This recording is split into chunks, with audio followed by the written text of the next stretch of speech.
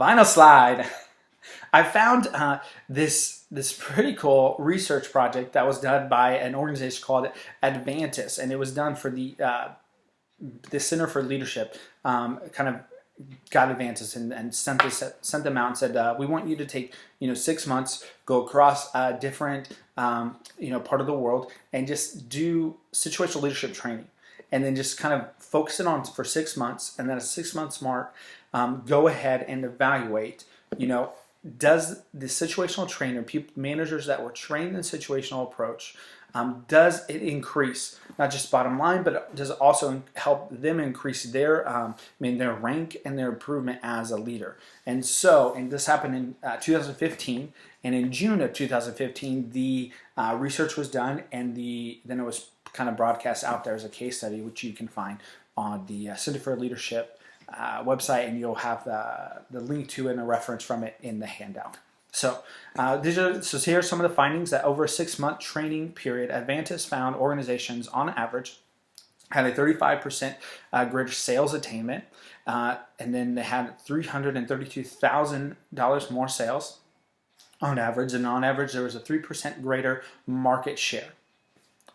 Then also for kind of individual on the managerial side, there was a 23% higher managerial performance rating, and 35% of managers saw an improvement in their organizational rank. And so based on that study, which if you want to read up and debate on the validity of it, go for it, you can see that the situational approach, it works, which makes sense of why from one of the very first slides it talks about, or the strengths of it is that there's credibility in the marketplace, that more than 400 of the Fortune 500 companies have actually used situational leadership as a training tool in their organization. So how to apply it, what to do.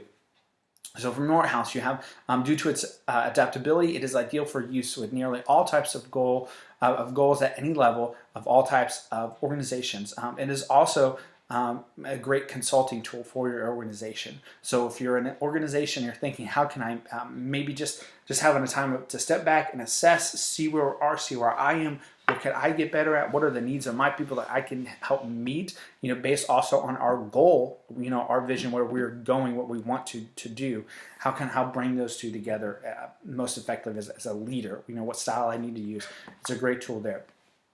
It's kind of how I've also used it as an example in my personal life. I think personally that the situational approach, it's a great guide to measure an entry-level follower's leadership development. So once you bring an entry-level, a person in an entry-level position, it's a great way to kind of develop them, and you can measure them, kind of see where they're at, have they gone from D1 to D2, which also helps yourself assess yourself as, am I as a leader helping move them? Because if they're moved from D1 to D2, but I'm still in the S1 style, I'm still directing when I should be coaching, that's a great way for you to help kind of say, you need to flex, I need to flex as leader so I can help my follower continue to develop. And then also, lastly, I would say that it's a great way to as a reminder to make followers' needs a part of the bottom line. I think a lot of times we get so caught up, whether we're in ministry or we're in non-for-profit or profit businesses, we get caught up in the bottom line of our mission, and we forget sometimes why we got into it. We forget that people matter, just as much, and maybe a little more so than our bottom line.